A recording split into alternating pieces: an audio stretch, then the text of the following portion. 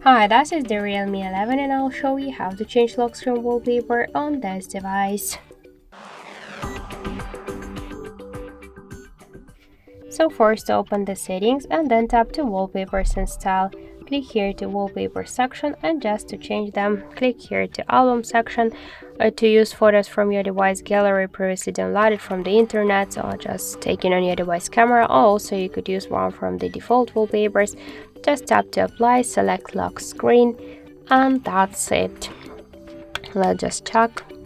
So as could you see, we just successfully changed our wallpaper. Also, we could make it by another way. Just hold for a while home screen with a finger, then tap on the left down corner to wallpapers, and by the same way select one from the wallpapers, tap to apply, select lock screen, and that's it. So thank you guys for watching, and if you like this video, leave thumbs up and subscribe.